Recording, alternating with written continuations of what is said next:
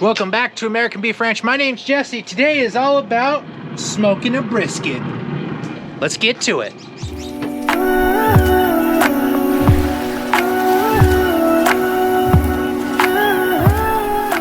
I decided to break this up into two parts just to kind of help spread out the video a little bit. I didn't want it to get too long or too overdrawn. So if you haven't, go back and see part one. I'll put it up in the cards.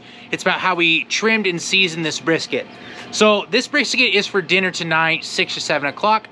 So after I trimmed and seasoned it, I let it dry brine in the refrigerator for at least 6 hours. So I just let the seasoning sit on it, covered up in the refrigerator. Once I was ready to start the grill, I got up at about 4:30 this morning and started my grill. I set it to about 225 because I was thinking the temperature was going to keep the temperature in the grill down a little bit. Anyway, I set it to 225, and the only thing I did to the brisket was I added a temp spike. So a temp spike comes in this little package right here, and basically what it is it is a wireless temperature probe. So this transmits from the temperature probe up to 500 feet away to an app on your phone. So you're able to tell what the temperature of the brisket is. Now, I typically use two probes. I have a probe on my grill and I have a probe, the temp spike. And the reason I do that is because I want one in the small part or the flat, this part, and I want one in the bigger part where there's more meat. Okay, now typically most people when they cook brisket will tell you once you hit 165 internal, which we're at, it's time to wrap. But it's not exactly true. But before we get to that, I put this on the grill, uncovered, let it get cooking. Now after about 2 hours, once I got the internal temperature up above about 120 degrees, I started spritzing the brisket with a mix of half apple cider vinegar, half water. Just simple water, and you just spritz the outside of the brisket. And what that does is help cool it down and slow down the cooking of the outside so you don't overcook the outside and undercook the inside. Like I said, once we've done that, and now we're at 165. So now what I'm checking for is the fat and see if it's rendered. There's chunks of fat here, and I still, if you look, those chunks of fat are still kind of hard, and I cannot really push my finger. So therefore, we need to let this go longer. It needs to cook longer before we wrap it. Otherwise, at the end, we may have a tough product. So we're gonna close her back down. We're gonna wait a little bit longer, and guess what? It's okay if that internal temperature comes up. I've had internal temperatures up to 180 degrees before, and you still at the end have a great product. Now it's a chilly day. I'm gonna go ahead and get some of my chores done, go inside, hide a little bit, and then we'll come back and we'll make sure we get you guys when we wrap this brisket. Okay, the brisket is getting pretty close. We're just about ready to pull it off and get to wrapping it. Today I'm gonna use butcher paper to wrap, but I'm also gonna use a little bit more of my secret weapon. I'm gonna put just a little bit of beef tallow, Wagyu beef tallow, down on the butcher paper here to help, you know, just make sure that that flavor's all there and that we don't dry out. And then we'll get it back on the grill and we'll wait till that temperature comes up and we'll be all ready. So let's get to it. Okay, so like I said, we're taking a little more of that Wagyu beef tallow and we're just gonna kind of spread it out in an area about the size of that brisket, just to give it a little extra goodness. Guys, just like last time, all the links for all this stuff, butcher paper, knives, trimming stuff, all that is going to be in the link in the description. So if you're interested in any of this stuff, make sure you go check those out. And it does help the channel a little bit. We do appreciate it. So we got this going. Okay, just like that, pretty simple. Put our tallow up and let's go check out that brisket. Okay, we're back at the grill. Let's open her up. Oh, let's check. Oh yeah, so my finger in this fat, my finger is going right through the fat now. So this brisket's done. We're gonna, well, it's up to temp and ready to be wrapped. So we're gonna yank this out of here. Put her down on our cutting board and take her inside and get her wrapped. Okay guys, we got this brisket looking really nice there. So this is very simple. All we're gonna do is take our brisket, place it right down on there, and we're gonna wrap it up tight. And I'm gonna leave that temp probe in there, and that's what I'm gonna use to make sure we get her done. Pretty simply, to wrap a brisket, you want it nice and tight. If you make sure, just like wrapping a present. Okay, and then we're just gonna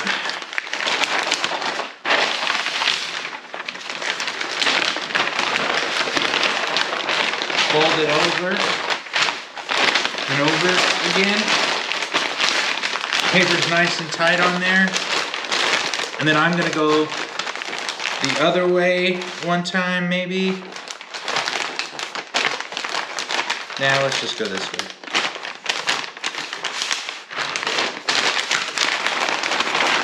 Like the same way. Now this would be a first for me. I've actually never used butcher paper. I've always ever had tin foil, I never had butcher paper, so.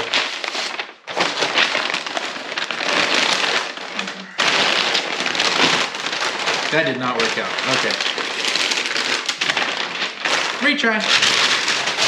Okay, got my paper. Gonna get her wrapped up.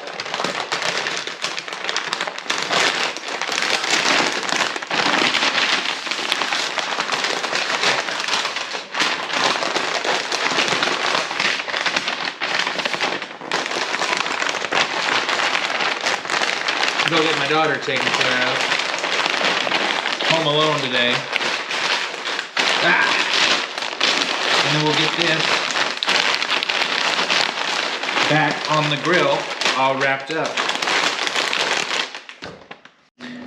Got my daughter taken care of, and now we're back to the grill. And we're not gonna worry about our second probe. We're just gonna go back on. And now we're just gonna let it go till we get to that desired internal temperature of about 203 degrees. That's what we're looking like right now. So I got alarms going off, I got all sorts of stuff happening, but our brisket is at 203 degrees. It's time to take it off. So here we go. Just gonna reach in here on the paper, slide it off onto my cutting board. Come ahead and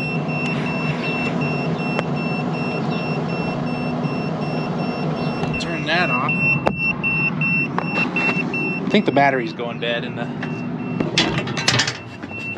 All right, now we just take her inside and we're on to the next step. You don't get to see it yet. We got a lot more time to go. Okay guys, we got our brisket. This is pretty simple stuff. Now we're to the rest period. So what I'm gonna do is, a lot of the times it's really good to rest in a cooler or something like that, but you wanna rest this guy at least 3 hours. That's optimal. If you can go 6, 12, that's fine. You can let it rest overnight. The thing to keep in mind is if it goes below 140 degrees, you need to go ahead and warm that up. So you can just pop it in the oven just like this, covered up, until that internal temperature gets back above 140 degrees. So, what are you doing? So we're gonna go ahead and wrap this guy up. And I'm gonna put it in the oven to rest until we get ready to eat dinner tonight. And that's gonna be about, I don't know, about 6 hours till we eat dinner. We got her wrapped up in our towel. We're just gonna pop her in the oven.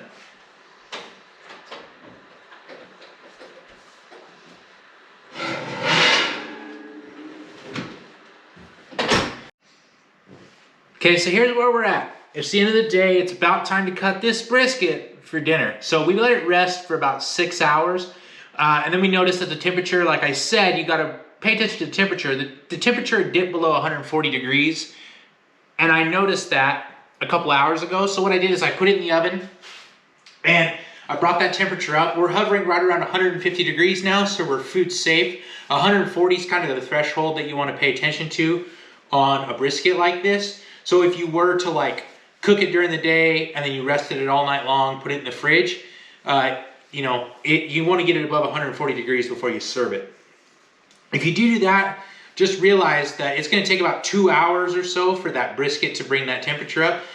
Where this one was still warm, it was 121 degrees.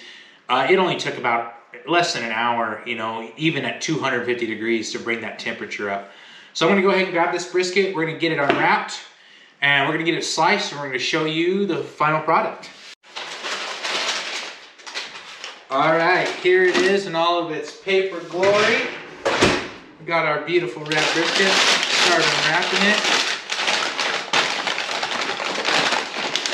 There's one layer. Go ahead and push my sleeve up a little bit. And here's another layer, and I can already see a beautiful crust. Ooh. This is my first brisket that I've wrapped in paper, so it's gonna be a new one for me. And there it is. This brisket is a little small, but I do think it's gonna be a wonderful tasting brisket. Okay, we're gonna go ahead and pull our temp spike out. And I went ahead and purchased this, I believe it's Samaruki knife. Link in description, you guys can check that out. Let's slice into this and see if we did a good job. Oh, look at all that juice. That is a beautiful brisket. Let's slice up this flat, a little slice, and get a taste. I'm gonna try to cut it really thin because we got family dinner and I want it to go as long as I can. We got that slice. Very tender, just pulls apart. Let's give it a taste. Oh. Oh my goodness. These briskets, without the Wagyu beef fat, they just taste so, they have such a fine flavor profile. But then with this Wagyu fat, it is such a good brisket. Anyway, guys, I hope this helps you. I hope you can make yourself wonderful brisket for you and your family. Thank you for watching. Please like, subscribe, and comment. And we'll see you next time on American Beef Ranch.